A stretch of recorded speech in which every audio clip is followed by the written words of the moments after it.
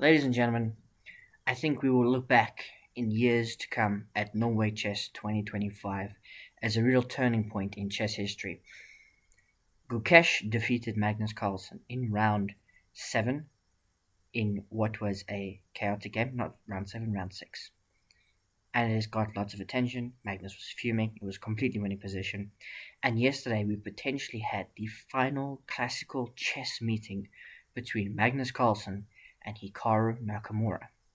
This is because Magnus may not play classical chess again, except outside of selected events, and he and Hikaru may not play each other again. And the question we are asking ourselves is Hikaru going to pursue the World Chess Championship? He said if this event doesn't go well, he may not. He's lost 4 in a row. Not all of them have been classical losses though, so he's still racking up points in the Armageddons, because you get 1 point even for a loss. And today he was playing the world champion, and things may truly have turned around. We start off with the classical encounter between Magnus Carlsen and Wei Yi. Wei Yi beat Magnus in their first encounter in Armageddon.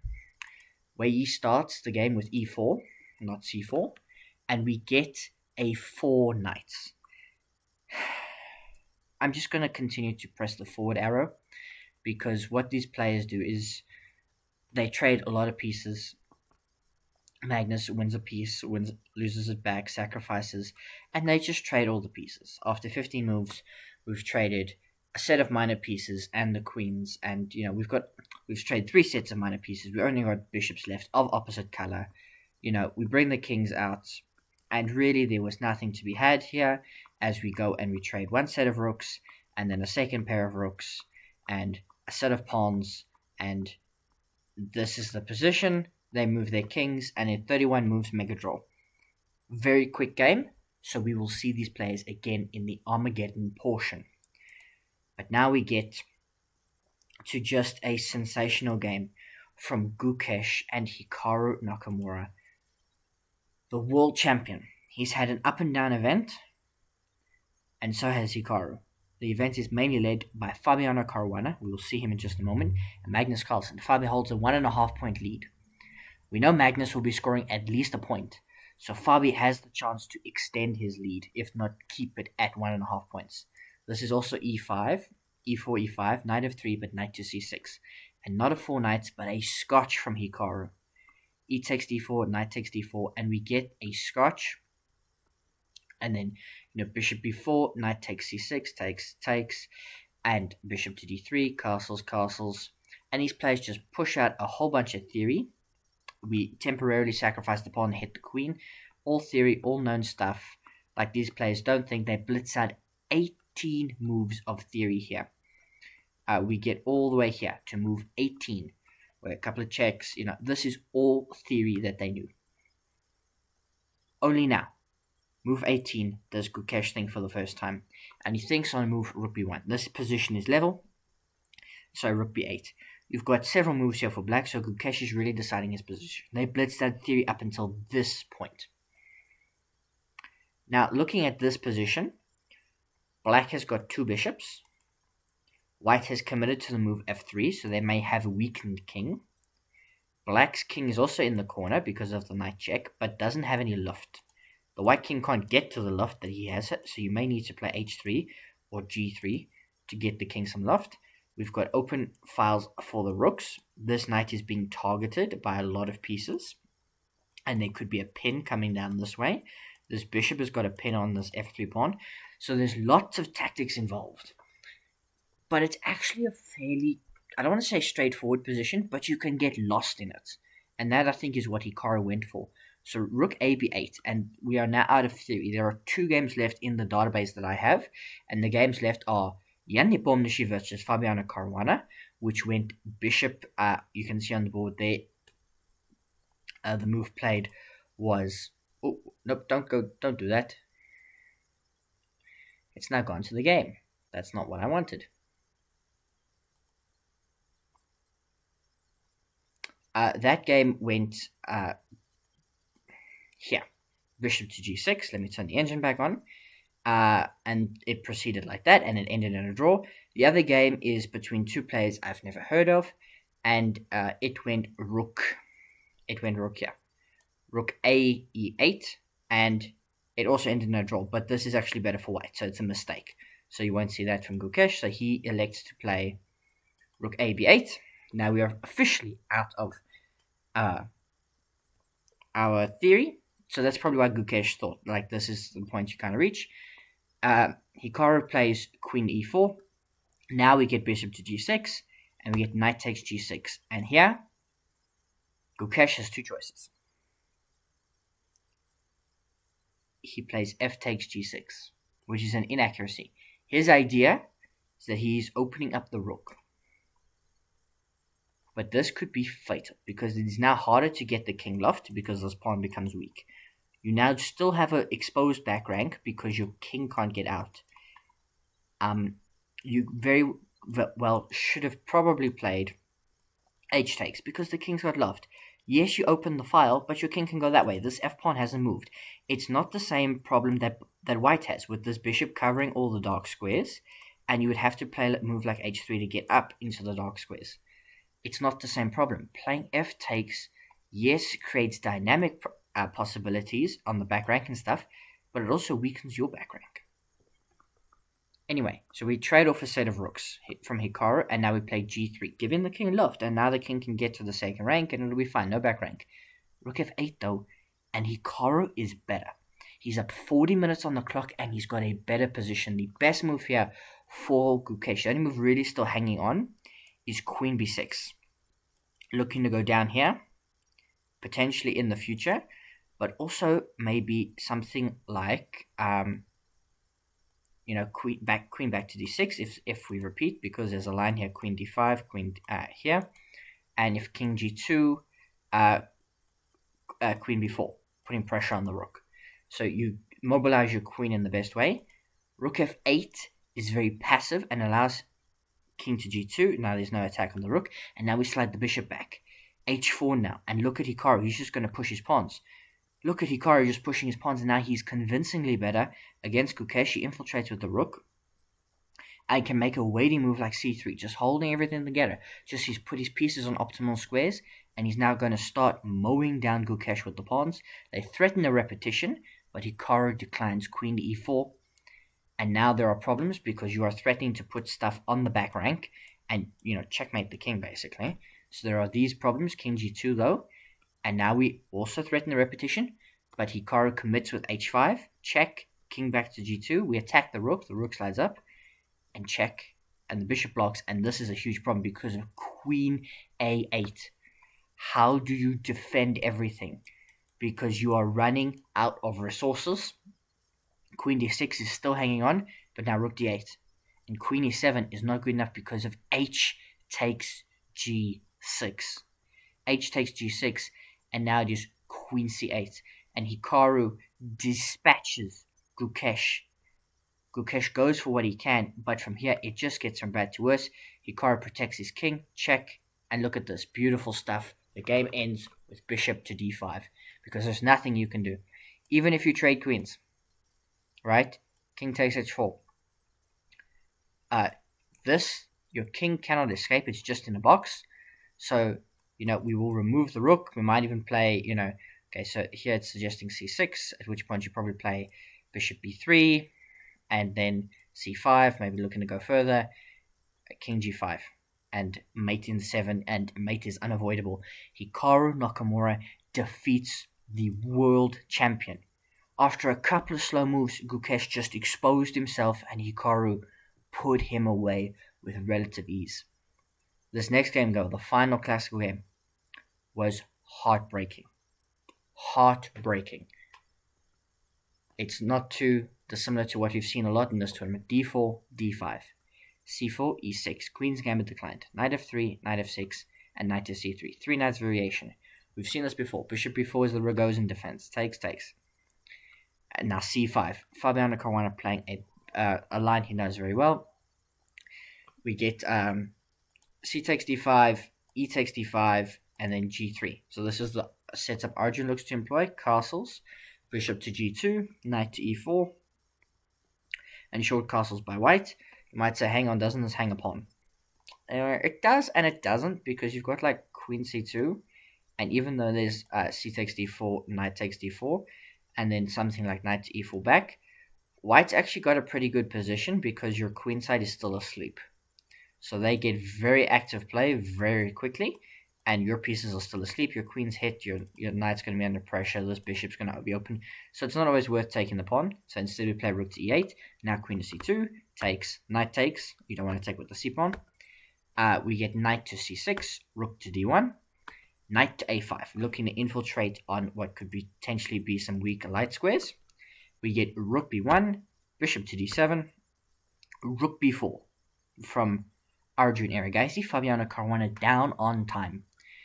Queen f6, bishop to e3, rook ac8. You can just see Fabi identifies that white has got some weaknesses, and he's looking to put pressure and extract everything from the max.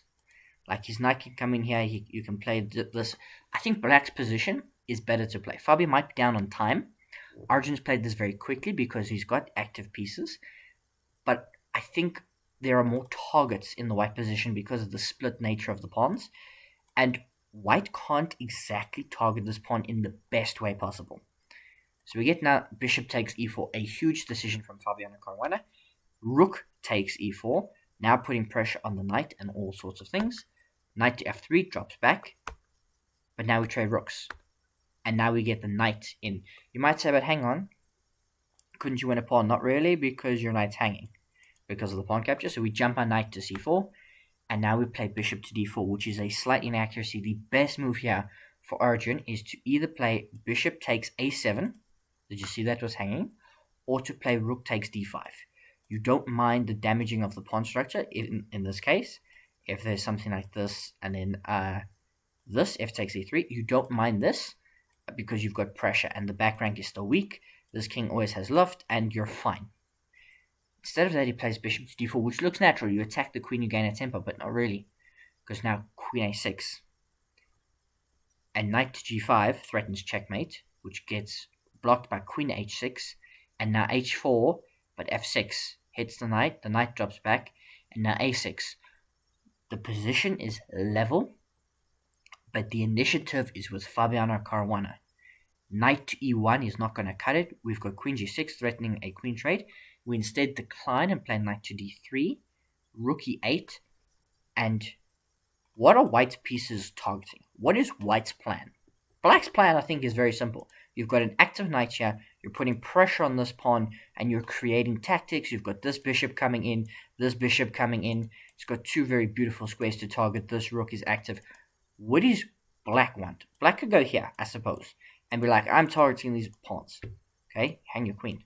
You can't do that at the moment. You've tied your pieces together. So queen c1 breaks the pin, and would now enable knight to c4, but queen f7. And now rook e1 and b6. Now there's no knight to c4. Knight to c5 rather. Okay, so knight to b2, looking for a trade. We don't trade, we play bishop b5. We want to trade on our terms. So if you trade pieces here, I'm going to play bishop takes c4. I'm going to keep my bishop in, although you could take that, but I'm not worried about it. And I'm going to have pressure.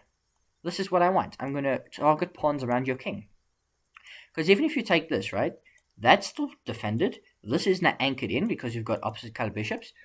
Opposite colored bishops are bad because they lend to drawish positions. But when there are still pieces on the board and play to be had, they are exquisite for the attacking side. Fabiano Caruana here is the attacking side, is the aggressive side. This dark square bishop can't defend on light squares. It can't. So bishop takes b2. Now we take on e2. I don't think that's actually what was played. Okay, so bishop b5. Knight takes was played, bishop takes, and now we take on e2, queen e2, now we just play queen h5, and queen f4, rook e4, and check, king f7, and the bishop comes in, and now h6, and now king h2, and queen f3. Fabi is surrounding Arjun's king. He's only got 4 minutes though, versus 18, so he's got an exquisite position. Can he follow through and clean it up? Queen b7. King g6, rook g1, king h7. Now queen a7 is a slight inaccuracy, and Fabiano Caruana is concretely better. if he plays one of two moves. He can play d4, which looks silly, d4, because you're like, but that sacrifices a pawn. You know, like, what happens if I play bishop takes d4? I play bishop c4. And my bishop gets out and can come back and can go to all sorts of different places. And my rook is now open. That is the big trick. The rook is now open. But instead of that, he plays queen f5 and loses some advantage. Bishop f8 is not the best move, because queen g6 defends everything. It's still -1. Rook e1. And now king g8.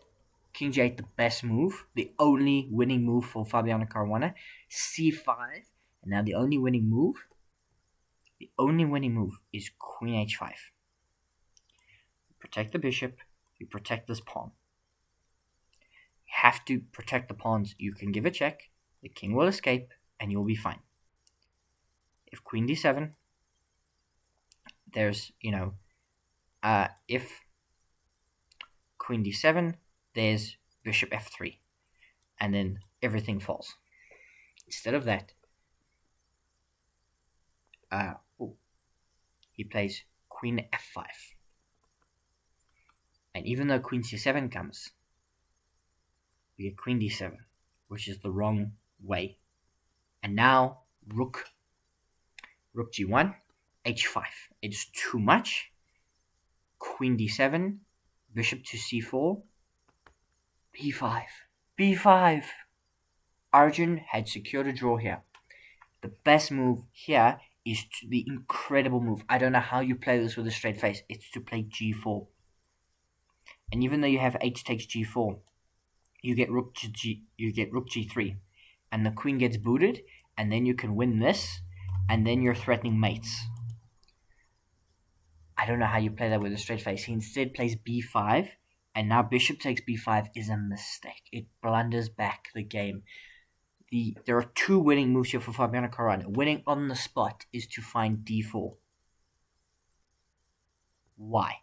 Because even though you can play, let's say you take the pawn, right? Let's say you take the pawn. You've now got bishop e6. Hit the queen, and you threaten infiltrations. And there's like queen e8 check, king h7, and now you have to sack the bishop. If you don't, and you play something like you take this pawn, and you say I'm 2 squares away from queening, it's making 2. Why? Because you've got rook takes h4. And there is mate. Rook takes h4 comes out of nowhere. Instead of that, we get b5. And we get bishop takes b5. Now queen takes d5 check, king to h7. And now the only holding move for Arjun is once again g3. But he plays rook d1. He looks for a queen trade. Just by the way, a queen trade here is a terrible decision from Fabiano Caruana. Draw. It's a draw. It equals the position. The best way for him to continue with his advantage is to play either queen f5 or bishop to e2 or rook e2. Just don't allow the queen trade. Instead, he plays rook e2. He plays rook e2. He's still got advantage. Queen b1, check. We blocked the check. Great stuff. Queen c1. And now he plays bishop to e4. And it's once again close to a draw. It's minus 0.9. Why? What is the only holding move here for Arjun Erigaisi? Queen f4. Now you have to play queen takes a2, queen takes c3, which is an inaccuracy. Now we get bishop to e3. The bishop has to go back, and now white finds g4, and we push, and we target, and we open up the black king. And Fabiano Caruana loses his queen. He has to sack his queen and play this endgame, this queen versus rook endgame. He desperately tries to defend, but it's not good enough, and he gets here. And this is winning according to Tablebase. Practically, with a minute 25 and 40 seconds on your clock, it might not be winning. Fabi might have a draw. He doesn't have a draw here. Arjun plays perfectly well, and he defeats Fabiano Caruana. Fabi hangs his rook. Hangs his rook. He tried one last time. There's no stalemate here though. There's still king g7, king h7, and a whole lot of moves. Heartbreaking loss for Fabiano Caruana. He was completely winning. He had completely outplayed Arjun Erigaisi, but Arjun is the one that takes home the W. And now we move to Armageddon. Wei Yi, Magnus Carlsen. So with that loss, a win for Magnus in Armageddon means he is tied in the lead with Wei Yi, with Fabiano Caruana, because Fabi lost in the classical portion. E4, E5, and now bishop to C4. You remember in the classical they played A4 knights. Here Wei Yi goes for a bishop's opening. We get knight to F6, D3, C6, knight to F3, and they just play a couple of moves. A reminder, Magnus has got draw, so he's going to look for a draw. He doesn't mind playing something a bit boorish. Wei Yi's going to play for a win. He has to. So you can see he's instigating, he's playing a bit provocatively, he puts his knight on a good square, he trades off, now he's got two bishops, and he's going to try and massage something. So, he's not going to do anything probably too rash. This is Wei Yi, but Magnus gets a good initiative going with c5, and now, yes, you get bishop b5, but, now I take, and we trade off some pieces, and, Magnus secures his king, and knight to g5, queen to d2, and Magnus here miscalculates. We get to this position. You might say, hang on, isn't that a free knight? No, your rook's hanging. So we get 29 moves. It's a minute 14 seconds for Wei Yi. It's a minute 47 seconds for Magnus. He just needs a draw. And he thinks he's spotted it. He plays rook c2. The idea is very simple. If you take this rook, I take your rook. And if, for example, queen e3, then you've got rook dc8, and you've just doubled your rooks. What he missed was that now I can take the knight. This rook used to be on the back rank and defend this rook. So now you could take this. You can't do that anymore. Because if you take this and you say, I'm threatening mates, right? This comes with check.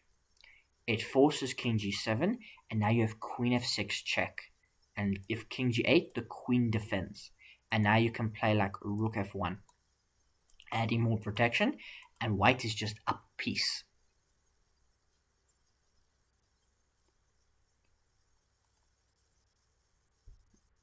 That was Magnus's idea.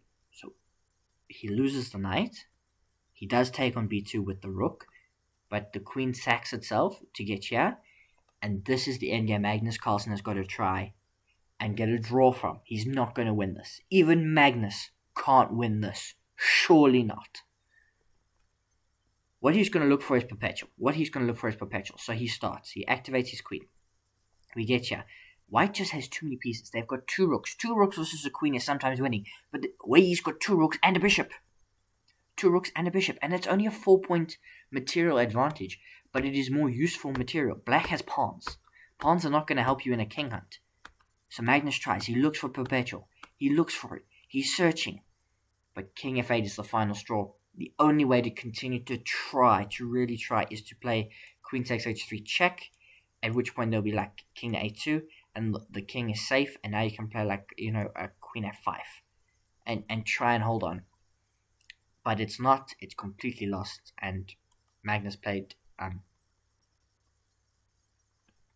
We had king to f8. With king to f8, it was unavoidable.